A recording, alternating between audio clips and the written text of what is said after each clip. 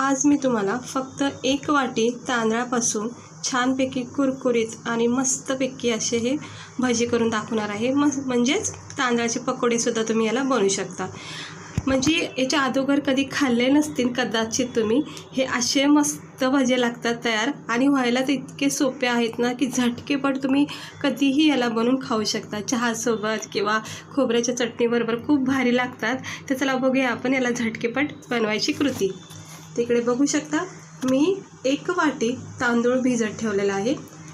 अंदाजे 3 तास मी तांदूळ भिजत ठेवलेत। नॉर्मल कुठलेही तांदूळ इकडे वापरू शकता, असं काही नाही की भारीवालेच वापरायचे, कुठलेही तांदूळ तुम्ही इकडे वापरू शकता। आता मी स्वच्छ पाण्याने धुवून घेते 2-3 वेळा। हे बघू शकता तांदूळ छानपैकी धुवून घेतलेले आहे स्वच्छ पाण्याने आणि 2-3 तास भिजत ठेवले होते, त्यामुळे चांगले असे फुलले गेलेत। आता मिक्सरच्या भांड्यामध्ये हे आपण तांदूळ थोडे थोडे घेऊन किंवा एकदम सुद्धा वाटण जमलं तर एकदम करून घ्या तांदळाचं। आता हे मी सगळंच काढून घेते याच्यामध्ये।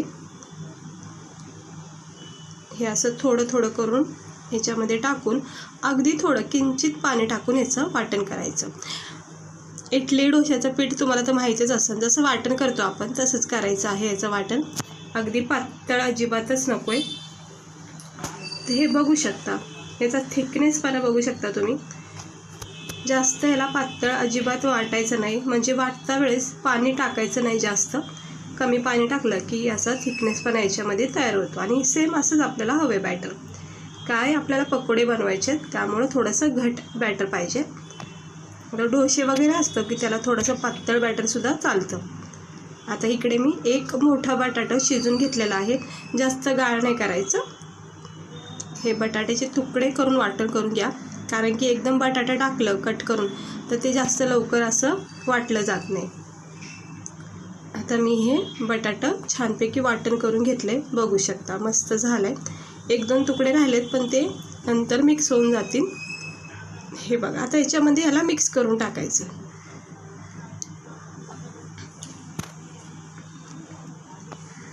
हे सगळं जे आपण बटाट्याचं वाटण केलंय हे तांदळाच्या या वाटणामध्ये याच्यामध्ये टाकून घ्यायचं।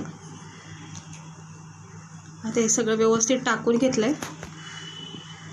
आता याच्यामध्ये आपल्याला काही असं विशेष साहित्य वापरायचं नाही, खूप सिंपल पद्धतीचे हे तांदळाचे पकोडे तयार होतात। चवीनुसार फक्त मीठ टाकायचं इकडे आणि त्यानंतर फक्त 2च साहित्य वापरायचे। कोथिंबीर टाकायची थोडीशी, अगदी जास्त नाही टाकायची। त्यानंतर थोडासा आपल्या पकोड्यामध्ये तिखटपणा येण्यासाठी 2च मिरच्या इकडे मी कमी तिखटवाल्या घेतल्यात। हवं तर इकडे थोडासा तुम्ही लाल मिरचीचा कूटसुद्धा वापरू शकता। जर तुम्हाला स्पायसी खायला आवडत असेल तर मग त्यानुसार टाका। आता इथं छान फ्लेवर येण्यासाठी जिरे टाकायचे। जिरे खूप गरजेचे आहे, जिरे नक्की टाका। आता याला मिक्स करून घ्यायचं। थोडासा इनो टाकते आणि नाही टाकलं तरी पण हे भजी पकोडे फुलले जातात, पण मी थोडंसं टाकते कारण की काय होतं जास्त फुलले जातील मस्तपैकी। हे ऑप्शन आहे, नाही टाकलं तरी काही हरकत नाही। आता हे सगळं मिक्स करून घ्यायचं। हाताच्या सहाय्यानेच खूप छान असं मिक्स होतं हे पीठ। याच्यामध्ये आपण बटाटे टाकले ते सुद्धा मी आता मॅश करून घेते हाताच्या सहाय्याने आणि बटाटे नरम सॉफ्ट असल्यामुळं लगेच मॅश झालेत, बघू शकता मस्त हे पीठ तयार होतं।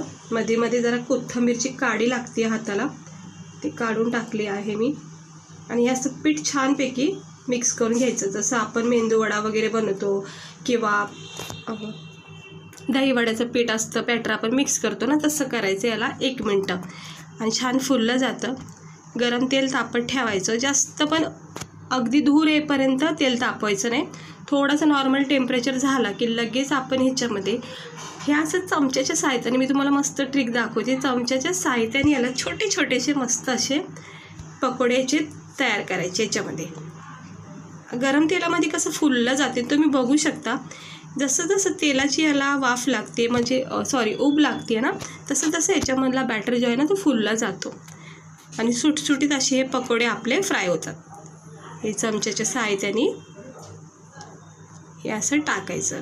हातापेक्षा ना तुम्हाला चमच्याने खूप सोपं जाईल, म्हणजे छोटे छोटे सेम साईजचे बनवले जाऊ शकतात। हे बघा आता मी हे सगळे टाकून घेते।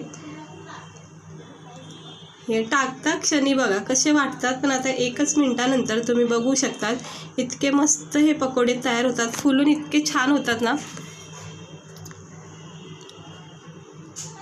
म्हणजे काही टेन्शन नाही. खूप सोप्या पद्धतीचे पकोडे आहेत, मला तर खूप आवडलेत. आणि ज्यावेळेस मी म्हणजे बनवून खाल्ले होते ना, इतके भारी वाटले ना, म्हणून मी तुम्हाला ही रेसिपी दाखवते. नक्की ट्राय करा तुम्ही एकदा. हे असं जरा कढाईला पीठ लागले ते काढून घेते, नाही तर काय होईल, कढाई खराब होऊन जाईल. आणि मला असं आवडत पण नाही, असं पडलं ना काही बॅटर वगैरे तर असं वाटतं लगेच क्लिअर करावं त्याला. हे बघा कसे आपले हे पकोडे असे सुटसुटीत झालेत, फुलले गेलेत, तरंगत आहेत तेलावर छानपैकी. आपण फक्त चमच्याच्या साहाय्याने छोटे छोटेसे आपण हे तयार केले होते, पण बघू शकता त्याची साईज थोडासा इनो टाकल्यामुळं मस्त फुलले गेलेले आहेत. आणि इतके भारी होतात ना हे पकोडे. याला फक्त याच्यामध्ये क्रिस्पीपणा, रंग थोडा चेंज होईपर्यंत फ्राय करायचा. हे बघू शकता गरम तेलामध्ये छान असे फुललेले आपले तांदळाचे पकोडे म्हणजेच राईस पकोडे आपले तयार होत आहेत. फक्त आणि फक्त 1 वाटी तांदळापासून तुम्ही एक खमंग टेस्टी पकोडे तयार करू शकता. हे बघा अजून याला रंग तसा आला नाही जसं मला हवा आहे.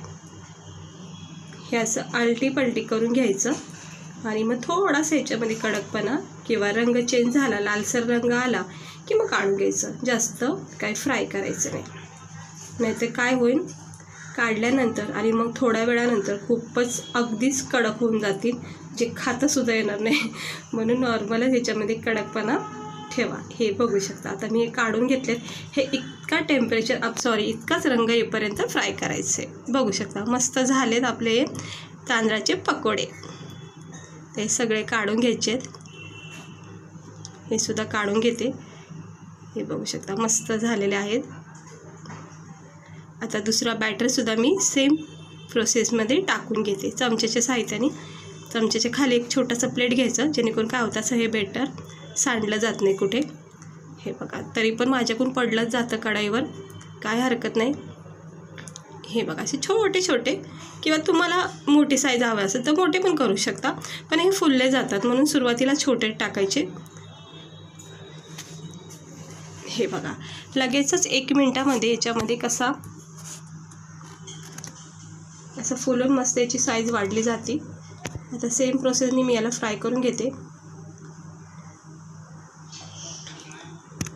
तर झाले आहेत आपले हे सुद्धा पकोडे तयार. आता हे काढून घेते जाळीच्या सहाय्याने. हे बघा किती कुडकुडीत करकरीत असे झालेत. तर हे पण काढून घेते. हे बघा मस्त झालेले आहेत. किती सुंदर असे हे पकोडे आपले तयार झालेले आहेत. आता हे एक आपला टिश्यू पेपर घ्यायचा किंवा आपले ऑइल म्हणजे एक्स्ट्रा ऑइल जे असतं ना त्या पेपरवर हे होऊन जातं. आता हे बघू शकता मस्त गरमागरम हे तांदळाचे पकोडे, राईस पकोडे तयार झालेले आहेत. तुम्ही हे पकोडे कदाचित कधी केले असतील, पण नसन केले तर नक्की एकदा ट्राय करा. मी तुम्हाला खात्री देऊन सांगते इतके छान लागतात नाही खाता वेळेस. म्हणजे आपल्याला इडली डोसा वगैरे खायची सवय आहे, पण त्याच तांदळापासून तुम्ही हे भजे वगैरे नक्की ट्राय करा. हे बघा याचा क्रिस्पीपणा किती भारी झालेला आहे आणि इतकं सहजपणे होतात ना, काही टेन्शन नाही आहे. झटकीपट हे राईस पकोडे तयार होतात. गरमागरम जर खोबऱ्याच्या चटणीबरोबर तुम्ही याला खाल्लं ना तर बस, मी तर खात्री देते तुम्ही इडली डोसे विसरूनच जातात. इतकं भारी लागतात. चव याला खूप छान येते. जिऱ्याचा फ्लेवर खूप भारी लागतो याच्यामध्ये. हे बघा मी असं तोडून दाखवते तुम्हाला. हे बघा आतून बघा तांदळाचं पीठ आपलं किती छान बटाट्यासोबत मस्तपैकी फ्राय झाले आणि वरून जो क्रिस्पीपणा तुम्हाला दिसतोय ना तो खाता वेळेस तुम्हाला खूप जाणवण. क्रिस्पीपणानं आतून खूप छान असा नरम सॉफ्टपणा लागतो खाताना. आणि खोबऱ्याची चटणी जर असतं ना तर मला तो आवडलं, पण तुम्ही पण नक्की ट्राय करा केचपसोबत, किंवा असं घेऊन तुम्ही खाऊ शकता. तर नक्की ट्राय करा. इतरांनासुद्धा ही रेसिपी शेअर करा, म्हणजे त्यांनासुद्धा एक काहीतरी नवीन ट्राय करायला भेटेल. आणि जर कोणी फ्रेंड्स वगैरे आले तर हे जरा वेगळं काही ट्राय करून जर दिलं ना तर नक्की तुमची तारीफ होईल. तर आवडलं असेल तर एकदा नक्की ट्राय करून बघा. मस्त झालेले आहेत. गरमागरम असे बनवायचे आणि खायचे. छानपैकी नाश्त्यालासुद्धा तुम्ही याला ट्राय करू शकता. हे बघा मस्त झाले, इतकी छान चव लागली ना. झटकीपट बनणारा आणि झटकीपट संपणारा सुद्धा हा नाश्ता आहे. तर ट्राय नक्की करा. तांदळापासूनच, सॉरी मला पिठापासून बोलायचं होतं. फक्त 1 वाटी तांदळापासून आहे. नक्की ट्राय करा. भजे खूप तयार होतात मस्तपैकी. हे बघा मस्त झालेले आहेत. आपण हे कांदा भजे, बटाटा भजे तर नेहमीच खातो, पण जरा थोडे वेगळे काहीतरी ट्राय करायचं. ते तांदळा पकोडेसुद्धा तुम्ही खाऊन बघा. मस्त झालेले आहे. छानपैकी केचपसोबत घ्यायचे, खोबऱ्याची चटणी घ्यायची आणि याला सर्व करा. चला भेटते मी तुम्हाला पुढच्या व्हिडिओमध्ये.